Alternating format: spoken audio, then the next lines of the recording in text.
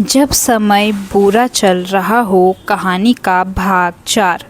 पिता के स्वस्थ होकर घर लौटने के बाद आदित्य के जीवन में जैसे नई ऊर्जा आ गई थी। वह पहले से अधिक मेहनत करने लगा था। गांव के बच्चों को पढ़ाता, खाली समय में नई नई चीज़ें सीखता और संत के उपदेशों पर मनन करता। लेकिन जीवन की सबसे कठिन परीक्षाएं अक्सर धन और लालच के रूप में आती है। एक दिन आदित्य को शहर से एक फ़ोन आया। फ़ोन उसी उद्योगपति का था जिसने अस्पताल में उसके पिता की सहायता की थी। आदित्य, मैंने तुम्हारी ईमानदारी और मेहनत देखी है। मैं तुम्हें अपनी कंपनी में काम देना चाहता हूँ। यह सुनकर आदित्य की खुशी का ठिकाना नहीं रहा। उसे लगा कि भगवान ने उसकी प्रार्थना सुन ली है। कुछ दिनों बाद वह शहर पहुंचा और नौकरी शुरू कर दी। उसकी लगन देखकर सभी प्रभावित थे। धीरे धीरे उसे महत्वपूर्ण जिम्मेदारियां मिलने लगी। सब कुछ अच्छा चल रहा था, लेकिन एक दिन ऐसा आया जिसने उसके जीवन की दिशा बदल दी। लालच का प्रस्ताव। कंपनी में एक वरिष्ठ अधिकारी था, विक्रम। वह बहुत चालाक था। ऊपर से देखने पर वह सफल और सम्मानित लगता था, लेकिन अंदर से बेईमान था।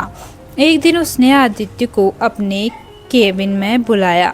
विक्रम ने मुस्कुराते हुए कहा, आदित्य, तुम बहुत मेहनती हो। यदि चाहो तो कुछ ही महीनों में इतना पैसा कमा सकते हो जितना लोग कई वर्षों में नहीं कमा पाते। आदित्य ने आश्चर्य से पूछा, कैसे? विक्रम कुर्सी पर झुकते हुए बोला, बस कुछ कागजों में थोड़े बदलाव करने होंगे। कंपनी को कोई बड़ा नुकसान नहीं होगा और बदले में तुम्हें लाखों रुपये मिलेंगे। आदित्य समझ गया कि यह बात गलत है। उसका मन एक क्षण के लिए डगमग गया। उसे अपने घर की गरीबी याद आई, माँ की परेशानियाँ याद आईं, पिता की बीमारी में हुए खर्च याद आए। लाखों रुपये, यह राशि उसकी सारी समस्याएं खत्म कर सकती थी। मन का युद्ध। उस रात आदित्य सो नहीं सका। एक तरफ जरूरतें थी, दूसरी तरफ ईमानदारी। उसे लग रहा था जैसे उसके भीतर दो आवाज़ें लड़ रही हों। पहली आवाज़ कहती, इतना पैसा फिर कभी नहीं मिलेगा। दूसरी आवाज़ कहती, गलत रास्ता का धन कभी सुख नहीं देता। अंततः वह संत के पास पहुंचा। 10वां उपदेश। धर्म का मार्ग कठिन हो सकता है, गलत नहीं। संत ने पूरी बात सुनी, फिर बोले, बेटा, महाभारत का युद्ध केवल कुरुक्षेत्र में नहीं हुआ था। हर मनुष्य के भीतर भी प्रतिदिन एक युद्ध चलता है, सत्य और असत्य का, धर्म और अधर्म का। आदित्य ध्यान से सुनने लगा।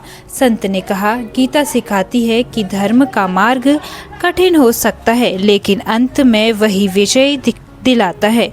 अधर्म का मार्ग शुरुआत में आसान लगता है, लेकिन उसका अंत दुखमय होता है।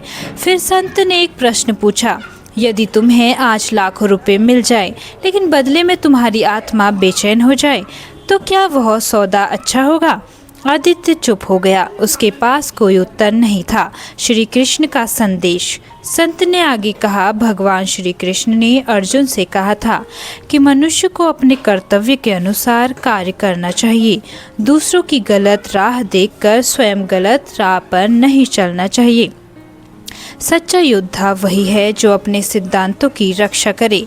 ये शब्द जिसे सीधे आदित्य के हृदय में उतर गए। निर्णय का दिन।